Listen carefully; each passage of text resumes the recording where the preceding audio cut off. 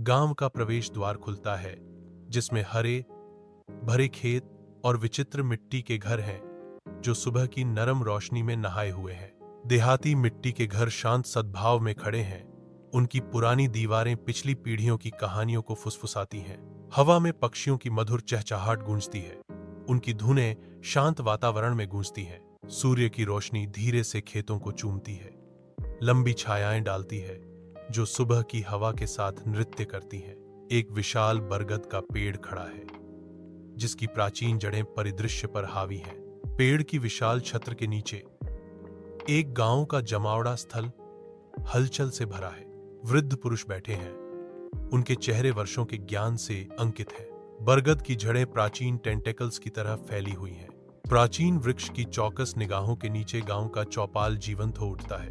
बुजुर्गों के चेहरे समय और परंपरा की कहानियां कहते हैं। रामलाल के घर के दिल में आंगन बच्चों के खेलने की जीवंत ऊर्जा से जीवंत हो उठता है। रामलाल की आवाज हवा में गूंजती है, कहानियां बुनती है जो अपने युवा श्रोताओं की कल्पना को पकड़ती है। खुली जगह में हंसी गूंजती है। रामलाल की मनोरंजक कहानियों से प्रेरित आनंद का एक सिम्फनी आंगन कल्पना के लिए एक मंच में बदल जाता है, जहां रामलाल के शब्द बच्चों के दिमाग में जीवंत चित्र बनाते हैं। रामलाल का हर शब्द एक ब्रश स्ट्रोक है, जो हवा में नाचने वाली कहानियों में रंग और जीवन जोड़ता है। घर का दिल कहानी कहने की लय से धड़कता है, यादें बनाता है जो कहानियों के खत्म होने के बाद भी बनी रहेंगी। शाम की धुंधली रोशनी में गांव के बुजुर्ग चौकोर पर इकट्ठा होते हैं, प्रकृति की आवाजों से घिरे हुए।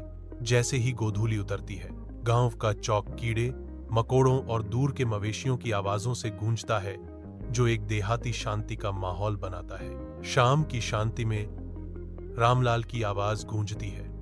बच्चों, किताबें ज्ञान देती हैं, लेकिन सच्ची समझ मानवीय अनुभव से आती है। उनके शब्द गूंजते हैं, केवल अकादमिक शिक्षा पर जीवित अनुभव के मूल्य पर जोर देते हुए।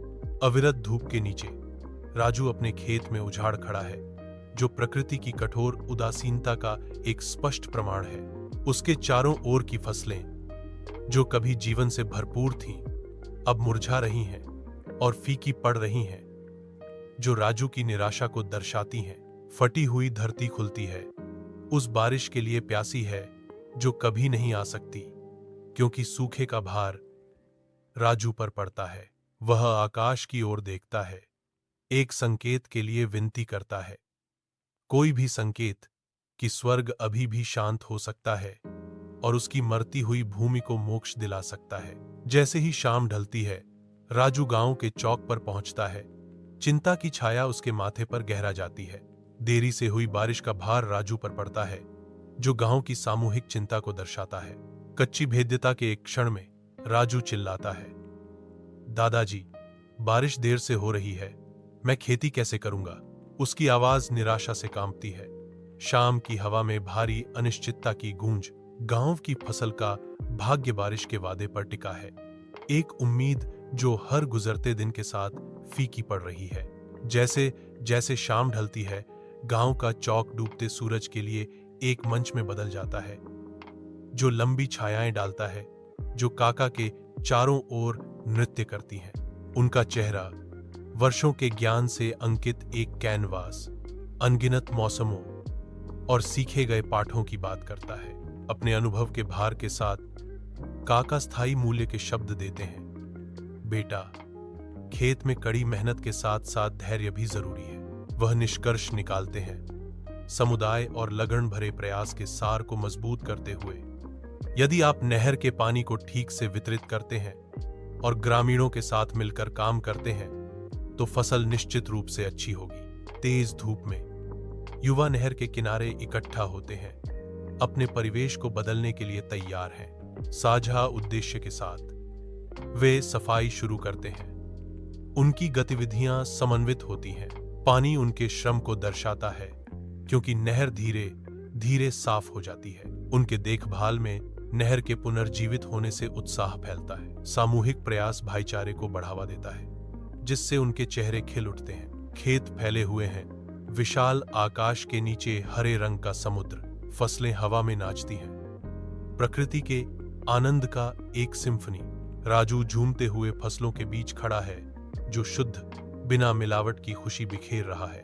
उसे अपनी मेहनत का फल देखकर संतोष होता है। जैसे ही शाम ढलती है, राजू चौपाल की ओर बढ़ता है।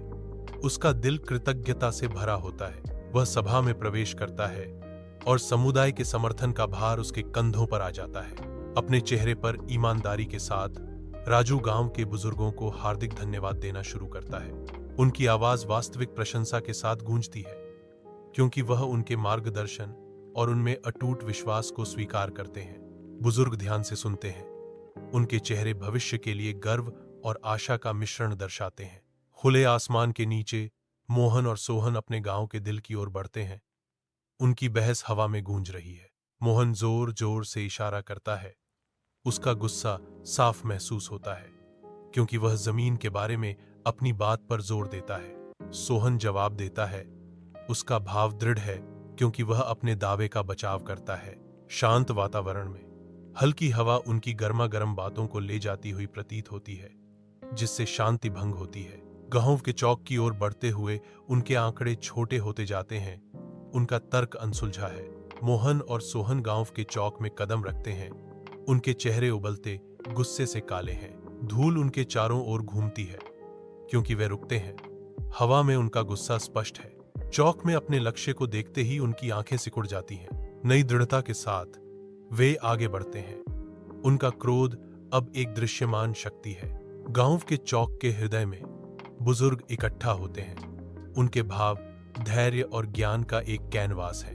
उनकी चौकस चुप्पी चौक को भर देती है।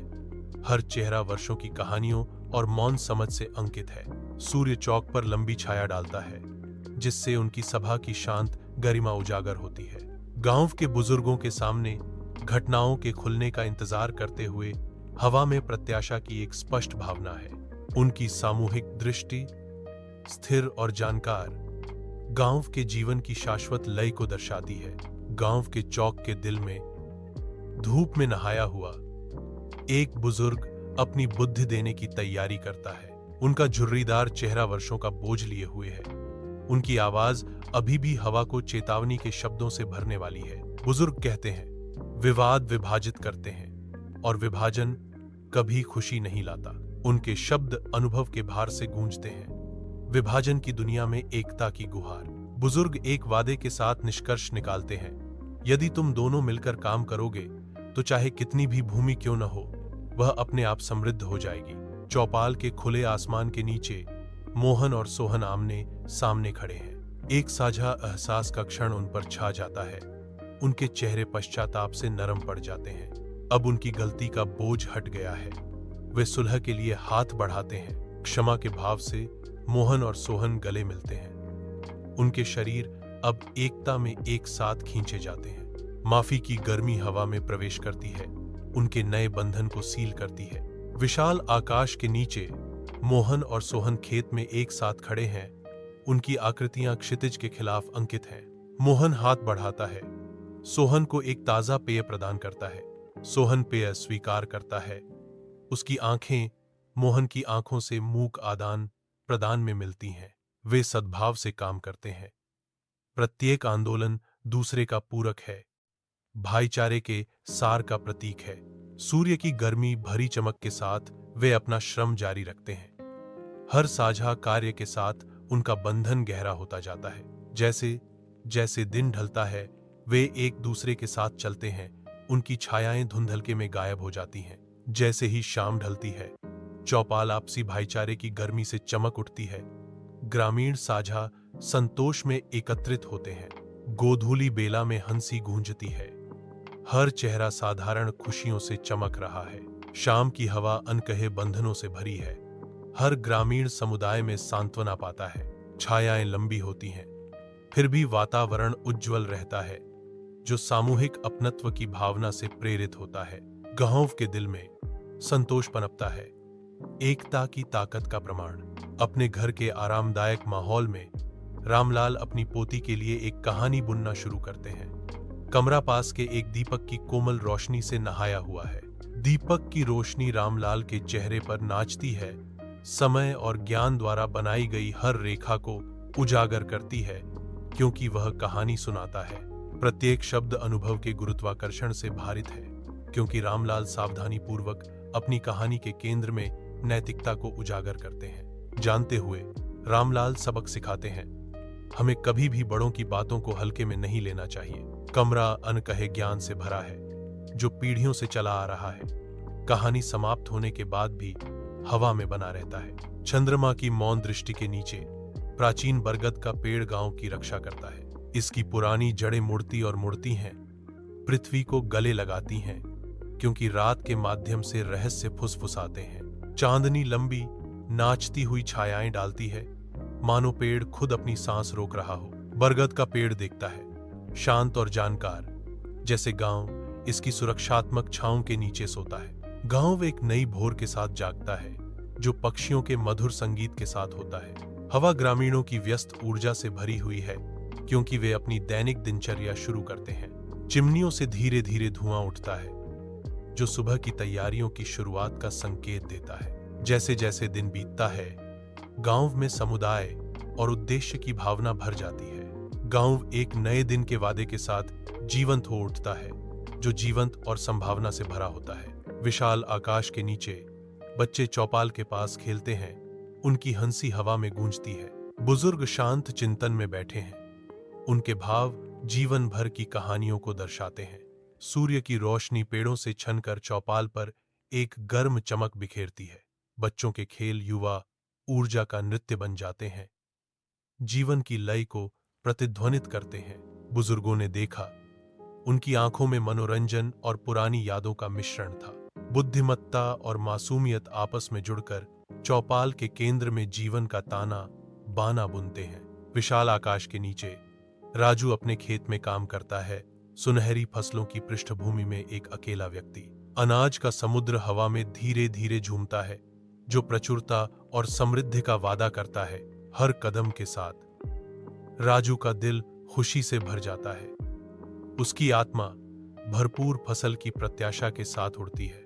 सूर्य भूमि पर एक गर्म चमक बिखेरता है, राजू के श्रम को अपने सुनहरे प्रकाश से आशीर्वाद देता है। राजू रुकता है, अपनी मेहनत के फल लेता है, भोजन और आशा का मौन वादा।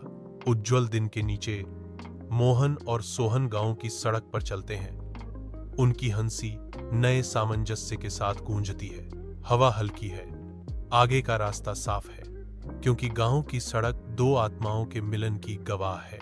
सोहन की दिल खोलकर हंसी हवा में गूंजती है, जो अब उसे और मोहन को बांधने वाले क्षमा का प्रमाण है। गांव की सड़क का तनावपूर्ण माहौल अब मोहन और सोहन के बीच सौहार्द के साथ सांस लेता है। मोहन और सोहन एक साथ चलते हैं, उनके कदम एक साथ मिलते हैं, उनकी आत्माएं ऊपर उठती हैं और वे अपने अतीत के झगड़े की छाया को पीछे छोड़ देते हैं। जैसे ही शाम ढलती है, गांव का चौक जीवंत हो उठता है, जो हंसी और दोस्ती की आवाजों से भरा होता है। शाम के आकाश के नीचे ग्रामीण खुशी से जश्न मनाते हैं, हवा खुशी से गूंजती है। जीवंत दृश्य के बीच वातावरण खुशी से भरा है, चौकोर स्पंदनों में जीवन है, जो गांव की जीवंत भावना का प्रमाण है। प्राचीन बरगद का पेड़ ऊंचा खड़ा है, चांदनी रात में उसकी छाया स्पष्ट दिखाई देती है। इसके पत्ते धीरे धीरे झिलमिलाते हैं, रात को रहस्य फुसफुसाते हैं। एक आवाज शांति में गूंजती है, दोस्तों, हमें अपने बड़ों की बातों को कभी भी हल्के में नहीं लेना चाहिए। आवाज जारी है, उनकी शिक्षाएं जीवन को आसान और खुशहाल बनाती हैं। चांदनी लंबी छाया डालती है, जो सीखे गए सबक की याद दिलाती है।